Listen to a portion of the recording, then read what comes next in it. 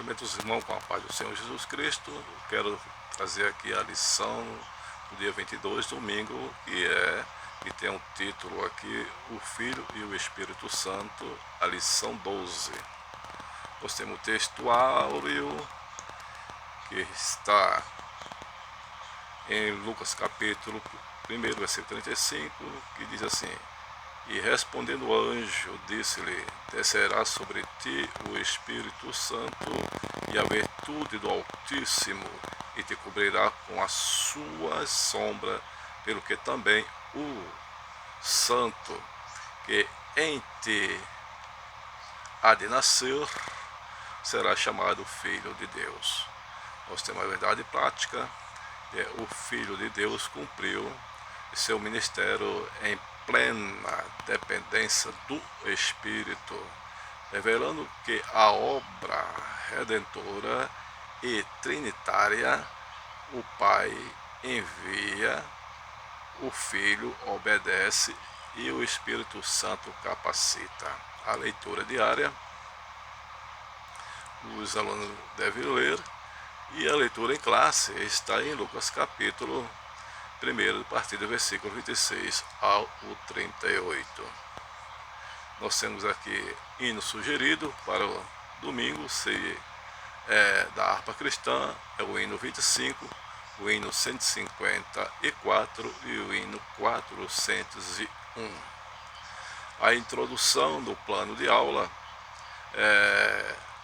diz assim: desde a concepção milagrosa do Filho até a sua glorificação, o Espírito Santo está presente, revelando a obra redentora da Trinitária. Nesta lição, veremos como o Espírito Santo agiu na concepção e na capacitação e missão de Jesus, como essa verdade se aplica em nossa vida cristã. Nós temos aqui a apresentação da lição, mostrar que a concepção de Jesus foi obra sobrenatural do Espírito Santo. 2. Explicar que Jesus viveu e realizou seu ministério em plena dependência do Espírito Santo. 3. Destacar que a obra da salvação e trinitária e exige do crente fé e submissão. Motivação: se até o Filho de Deus escolheu viver em dependência do Espírito Santo, quanto mais nós precisamos dessa mesma capacitação em nossa caminhada cristã. Sugestão, método de assim, iniciar a aula. Vamos iniciar a aula. A introdução, a palavra-chave é dependência. Nós vamos encontrar a palavra-chave que é dependência. E a introdução da lição nos diz assim: o plano da salvação é uma ação coordenada pela Santíssima Trindade, desde a concepção do Filho, a sua obra redentora no Calvário e ressurreição dentre os mortos. O Pai, o Filho e o Espírito atua em perfeita unidade. Essa lição revela como o Espírito Santo participa ativamente na encarnação e capacitação e exaltação do Filho, e mostra a resposta esperada do crente na obra da redenção. Então está aqui a introdução, o Espírito, concepção do Filho, o anúncio do nascimento de Jesus pelo anjo Gabriel.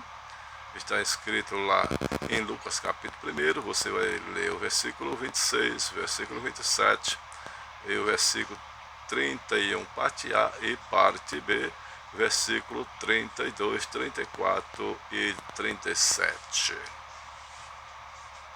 O Espírito Santo como agente da concepção, a explicação do anjo faz Maria, como seria a concepção. Ele vai explicar a Maria, como seria essa fé milagrosa. Descerá sobre ti o Espírito Santo, está lá em Lucas capítulo 1, versículo 35. A resposta expressa por meio de uma figura de linguagem em que a segunda linha repete a ideia da primeira. Assim, o Espírito Santo está vinculado à virtude do Altíssimo, te cobrirá com sua sombra. Lucas capítulo 1, versículo 35. Nós temos aqui o primeiro tópico, que a sinopse. A concepção de Jesus foi sobrenatural, realizada pelo Espírito Santo, revelando a santidade do Filho. Ampliando o conhecimento, nós vamos ler aqui que o Espírito Santo operou no nascimento de Jesus. Tanto em Mateus como Lucas declara claramente, de forma inequívoca, que Jesus entrou neste mundo como resultado de um ato milagroso de Deus. Nós vamos ler lá em Mateus capítulo 1, versículo 18 e 23 e Lucas 1, 27. Nós temos aqui o auxílio teológico, né? A concepção e o batismo.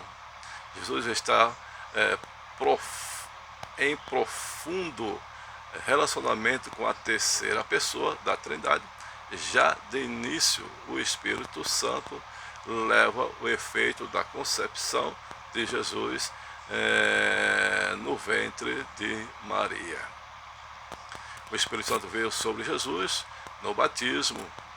Nesta ocasião, o relacionamento entre ambos assume um novo aspecto que somente pela encarnação seria possível. Lucas 4, 1. O tópico 2 é o Filho e a sua relação com o Espírito.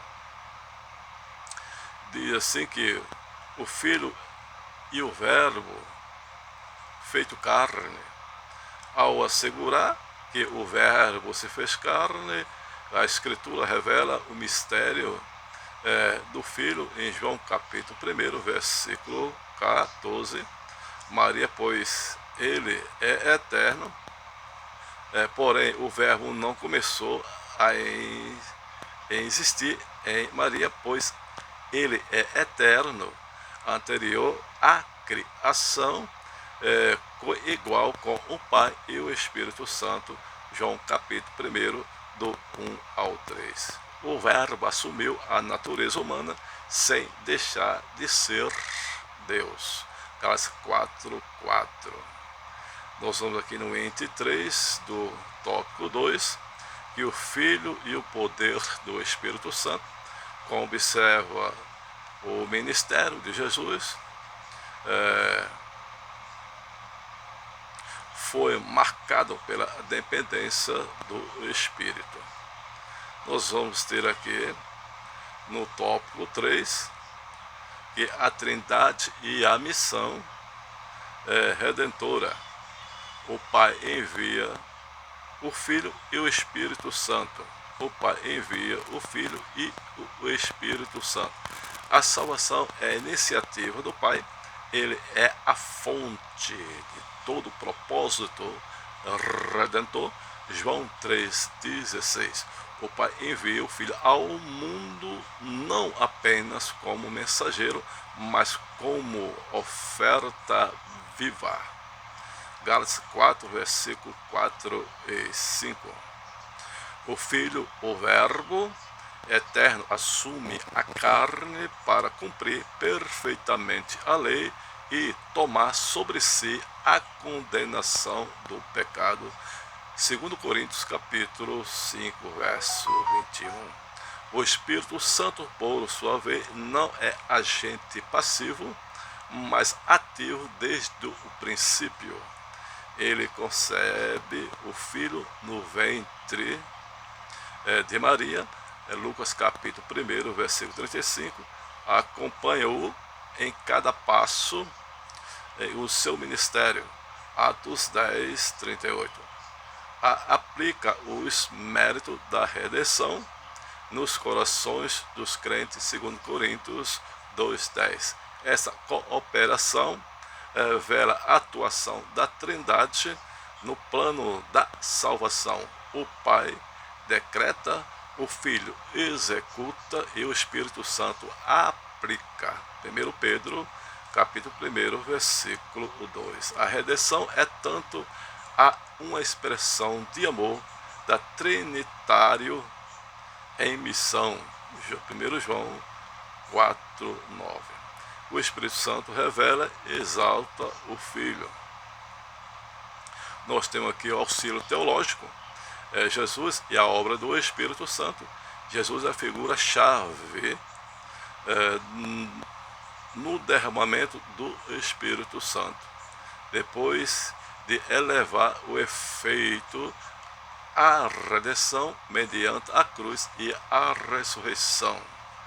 Jesus subiu ao céu, de lá, juntamente com o Pai, ele derramou e continua derramando o Espírito Santo em cumprimento à promessa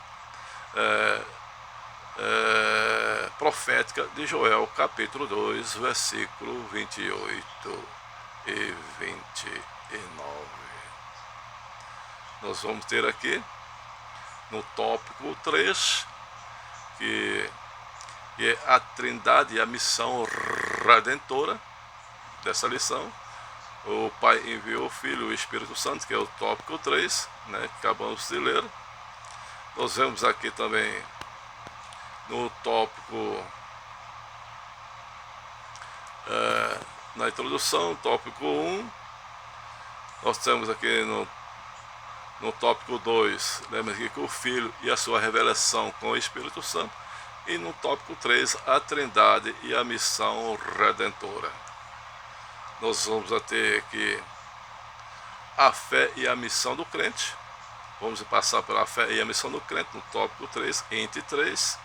O plano da redenção, embora concebido e executado pela Trindade, requer uma resposta humana. Carta aos Efésios, capítulo 2, versículo 8.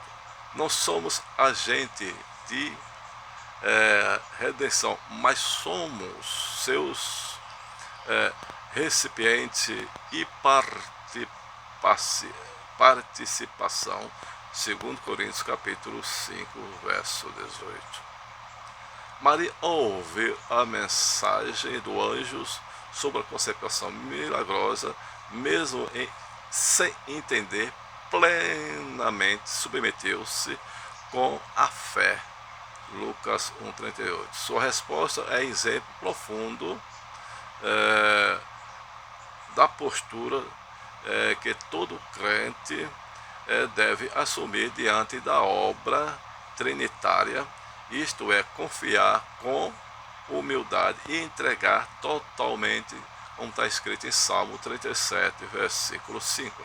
Assim como o Filho se submeteu ao Pai e foi ungido pelo Espírito Santo, também o crente é chamado a se colocar nas mãos de Deus, crendo que Ele é poderoso para fazer o impossível. Lucas 1:37, a resposta que Ele espera de nós é fé. Hebreus capítulo 11, versículo 6. Arrependimento. Atos 17:30. Obediência. Tiago 22, 1:22. No sinopse 3, a obra da redenção e trinitária, o Pai envia o Filho, o Pai envia o Filho, obedece e o Espírito Santo capacita. A conclusão desta lição diz assim: reiteramos que a redenção é uma obra trinitária que revela a perfeita unidade e cooperação entre as pessoas divinas. O Filho, embora sendo Deus, submeteu-se ao Pai